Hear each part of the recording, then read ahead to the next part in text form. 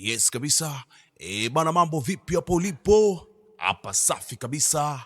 Basi leo tuenda kuianza sehemu ya 10 ya kazi yetu safi kabisa inayomzungumzia mwanadada anayekwenda kwa jina la Adaku. Tutaanza pale tulipoishia ili tuweze kuelewana kwa uzuri zaidi, lakini ni kuombe kwa mapenzi ya dhati, mpenzi mtazamaji, usiache kusubscribe, kulike na kucomment ili tuweze kwenda mjini na sisi, na kama ulisha subscribe na kulike, usiache kucomment baada ya kumaliza kutazama.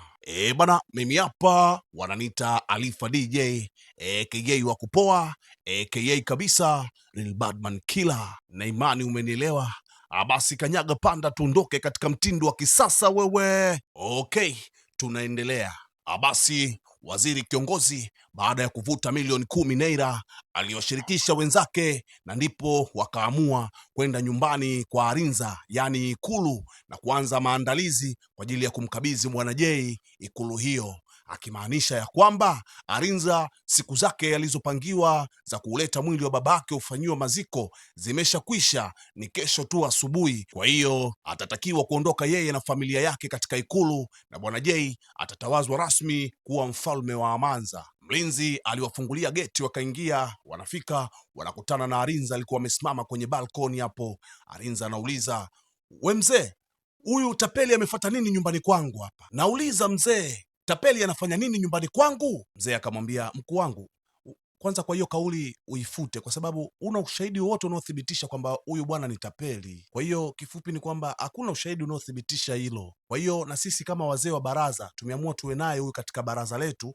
ili tufanye kikao na wewe mkuu. Bwana Jay akadakia na kusema, mzee, haina haja ya kupiga ngoma ambayo imeshapasuka. Wahenga wetu walisema anayebeba kuni zenye wadudu basi huwaalika mijusi katika karamu moja kwa moja. Arinza, unapaswa kufurahi sasa, kwa sababu mimi ni kiongozi nayefaa na bado ninaishi kama mmoja ya viongozi katika baraza hili. Arinza akashangaa, alafu akauliza, mzee, huu ni utani au ni kitu gani? Mbona kama sielewi? Mzee akasema, mbona hakuna utani hapa mkuu wangu. Mzee, mnachojaribu kukifanya hapa ni kutukana utamaduni wetu na urisi wetu kama watu wa Eboni. Mzee anasema, siwezi kufanya hivyo mkuu wangu. Arinza akasema, yani huyu twiga ndo awe mjumbe wa baraza? Huyu ni tapeli, na kwa nini asiwe mjumbe mwingine tofauti na yeye? Mzee kiongozi akamwambia Jay, ningependekeza wewe ndo umwambie moja kwa moja Prince ya kwamba tumekuja hapa kwa dhumuni gani, au ngoja niseme, mkuu wangu, hatuwezi kuacha urisi wetu upotee. Tunafanya kile kinachopaswa kufanya,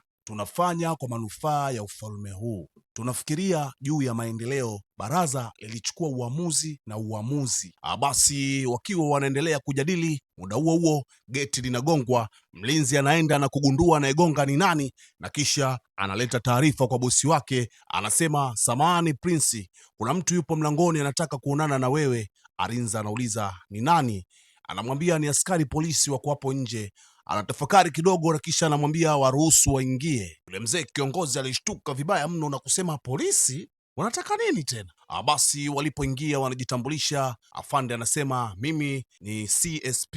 Arinza anamwambia, nakufahamu mkuu, niambie, kuna shida yoyote? Afande anasema, kutokana na sintofahamu au mkanganyiko uliojitokeza, nina hati iliyosainiwa na mamlaka ya juu kwa ajili ya kukamata. Yule mzee kiongozi akasema, kwani ni nani huyo anayotakiwa kukamatwa? Bila kupepesa, afande anamwonyesha, anasema, mtu mwenyewe aliyoandikwa kwenye karatasi hii ni huyo hapo ambaye anakwenda kwa jina la Jay, lakini humu ana jina lake lingine. Jay aliwaka akasema, afande, tafadhali bwana, mbona sikuelewi, unazungumzia kitu gani? Tunaharibiana jina. Afande akamwambia, Mr. Bizo, uko chini ya ulinzi mpaka sasa kutokana na mauaji uliyoyafanya ya bosi Shivo, bosi wako ambaye ulimuua na kukimbia na pesa zake zote. Huwezi amini, wale wazee wa baraza walibaki kuunyaunya. Tayari wameshachukua hela za huyu bwana na kutaka kumpa madaraka, wakijiaminisha kwa imani zote kwamba atakuwa mtu mwema.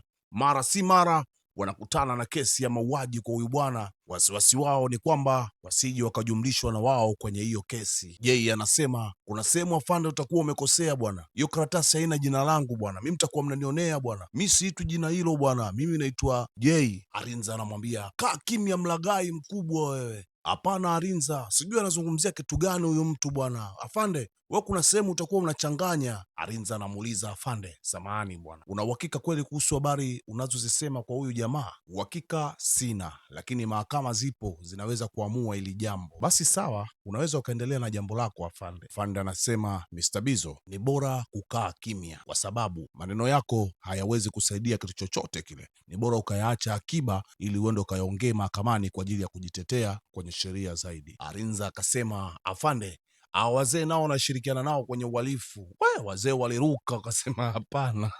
Walimkana bwana, kabla jogoo hajawika. Nani yuko tayari aende jela kwa ajili ya kesi ya mwenzake? Alijikuta yuko peke yake kwenye majanga aliyoyasababisha akiwa peke yake. Jei anaendelea kusisitiza na kusema, afande, lakini hili ni kosa. Afande anamwambia, nimekwambia songa tuelekee kituo cha polisi wewe. Anakubali kutii masharti ya askari, lakini Jei anamwambia Arinza, usifikiri kuwa umeshinda. Hii vita bado mbichi kabisa. Waziri kiongozi anamwambia Arinza, naomba utusamehe kiongozi wetu bwana, hatukujua.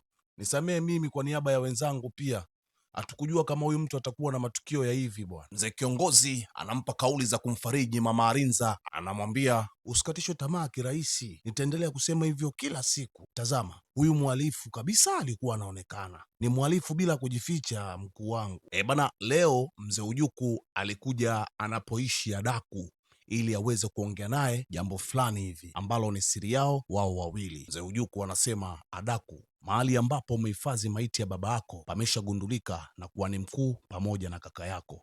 Inakubidi uende haraka sana ukauhamishe huo mwili, kwa sababu jioni wanaenda kuchukua huo mwili. Kwa maana hiyo, nenda ukauhamishe ule mwili. Acha shughuli yoyote unayoifanya, maana masaa yaliyobaki ni machache sana. Adaku anasema watakutana na aibu tu, hata waende kwa kunivizia namna gani. Ni ngumu kupata maiti ya baba, na tena kitu kitakachowatokea, hata miungu ya Amanza haitoweza kuwasaidia. Yaani kifupi ni kwamba hawatoweza kuipata hiyo maiti katika mikono ya niliyemkabidhi, hata wafanye nini. Adaku, kinga wanasema ni bora kuliko tiba. Siku zote nimekuwa nikijua kwamba kuwa ni mkuu ni mtu mwenye nguvu sana. Kwa hiyo katika hili tarajia lolote linaweza kutokea. Adaku anasema, mzee Ujuku, punguza presha, haina haja ya kunipa hiyo taarifa. Hakuna chochote kitakachoweza kutokea, wataenda na kurudi na aibu yao wenyewe. Adaku, kuna kitu kinaniambia kabisa kwamba wataenda na kurudi na hiyo maiti. Kwa hiyo sogea hilo eneo ulioiweka hiyo maiti na ukaihamishe. Bana, leo ikulu pamenoga bwana. Shamra za hapa na pale, Arinza akisherekea na kujiandaa na maandalizi ya kutawazwa kuwa mfalme halali wa Amanza. Basi leo ilikuwa ni muda wa kusherekea, vigoma vya hapa na pale, watu wakicheza, watu wakizirudi, pamoja na Arinza yeye akiwa ndo yuko mstari wa mbele. Hemu tusikilize kidogo burudani zao.